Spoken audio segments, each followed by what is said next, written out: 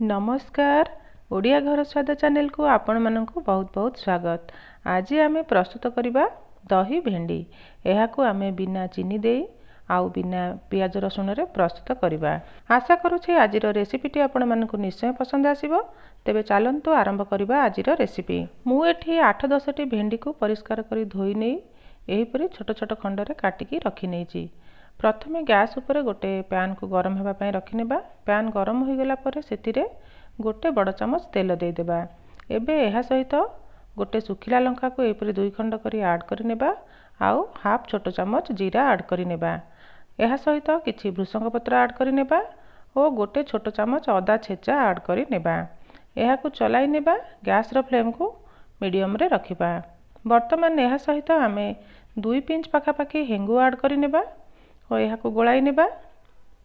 वर्तमान यह सहित भेंडी को ऐड करि नेबा और भेंडी भल भाव में सिझिबा पर्यंत यह को आमे भाजी नेबा। यह सहित स्वाद अनुसार लूण ऐड करि नेबा। भल भाव में गोलाई नेबा और लीड कवर करि नै पाखा पाखी 4-5 मिनिट भेंडी को भाजी नेबा। मझिरे मझिरे यार लीड को खोली नै गोलाई नेउतिबा। ता भितर आमे दही को रेडी करि नेबा। मु एठी पाखा पाखी 1 कप दही नेइछि।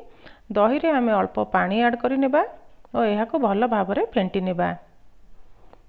दही भेंडी पाई आपण फ्रेश दही व्यवहार करेंगे जहाँ द्वारा दही भेंडी रो स्वाद भल आसीबो। वर्तमान मु दही को भल भाव में फेंटी नेइछि एकदम स्मूथ करि नेबा। एबे यह सहित स्वाद अनुसार अल्प लूण ऐड करि नेबा और स्वाद अनुसार एठी मु 3 बड़ चमच पाखापाखी गुड़ ऐड करि नेउछि। गुड़ जगह रे आपण चीनी रो व्यवहार मध्य करि परिबे, किंतु आमे आज गुड़ देई दही भेंडी प्रस्तुत करूचे तेणु मु एठी गुड़र व्यवहार करिछि। एहा को भल भाव में गोलाई नेबा और दही रो कंसिस्टेंसी को एही परि रखिबा। एबे दही को साइड रे रखि नेबा। एपटे लीड को खोली नै भेंडी को एही परि मझिरे मझिरे चलाई नेउतिबा जहाँ द्वारा भेंडी भल भाव में सिझी परिबो।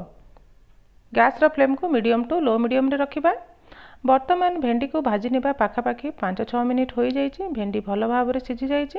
गैस रो फ्लेम को ऑफ करि नेबा और भेंडी को टिके ठंडा हेबा पई साइड रे रखि नेबा।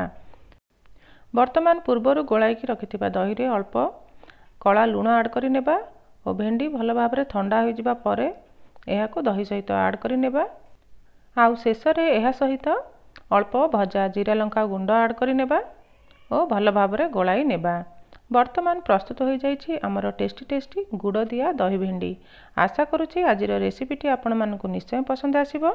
जेहेतु आमे एही रेसिपी रे पियाज रसुण रो व्यवहार करि नांती तेणु आपण एहा को जेकोनोसी ओसाबार दिन गुडी करे मध्य प्रस्तुत करी खाई परिबे। तेणु वीडियो पसंद आसीथिले लाइक करंतु, शेयर करंतु और रेसिपी को आपणकर फ्रेंड्स मानक सहित निश्चय शेयर करंतु। पुणी थरे देखा हबो आउ एक नुवा रेसिपी सहित। से पर्यंत bye bye. Thanks for watching. जय जगन्नाथ।